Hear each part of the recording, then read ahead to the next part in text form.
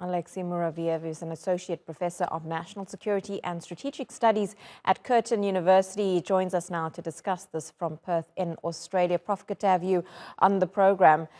This new commander announcement, this is the third senior military appointment in 1 week by Russia. What does that tell us about Moscow's strategy and how it's now changing in this conflict? Look, I think for the first time, the Russians actually made the right move, because prior to this, over the past 7 months of this bloody campaign and a really protracted campaign, the Russian military or the Russian operational command acted against its own doctrine, where you have to have a clearly identifiable hierarchy, organizational structure, established communications. The Russians operate in 4 different operational groups led by 4 different commanders.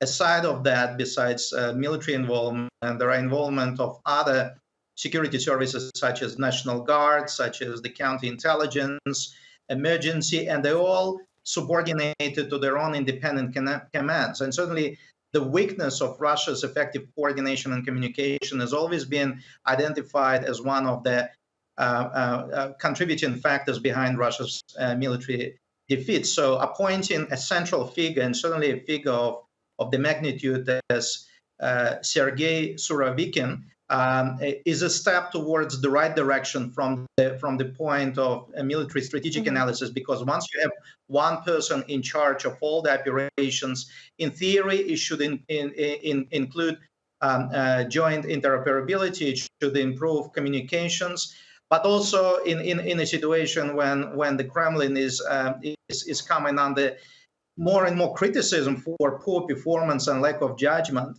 you can also find effectively a person whom you can say he is solely responsible for what's happening on the battlefields of Ukraine. He is the one that would assume all the glory, as well as assume full responsibility should failures to continue. Alexey, do you think that Sergei Surovikin's appointment will actually unify troops, especially when you've got new troops being sent to the battlefield because of Putin's mobilization of army reservists and young men in the country? Look, I mean, he is one of the most experienced and combat-proven Russian generals. His military career started back in 1983, where he took part in Soviet operations in Afghanistan as part of Soviet special forces. Then he rose through the ranks of being the platoon command, the battalion command, the regimental command, the commander of a number of divisions. He served as chief of staff with a number of Russian military districts. He was chief of so-called operational directorate within Russia's general staff, which is actually responsible for the planning of military operations and campaigns. He is the only Russia's general that had 2 deployments to Syria, where he was in charge of Russian groups, and effectively under his command, the Russian military forces, as well as the forces of Bashar al-Assad, made the most progress, for which he was awarded Russia's highest military honor, the Medal of the Hero of Russia. So, and under his command, since the start of the war in Ukraine, the Russian forces of Operational Group South sustained lesser casualties than other groups. So, in a sense, he doesn't come as someone who spent a lot of time at the cushy job in the general staff. He comes from within the troops. He has a notorious reputation of being quite vicious and effective. So, I mean, this is perhaps one of few options that Russia is left to actually turn the tide of the operation.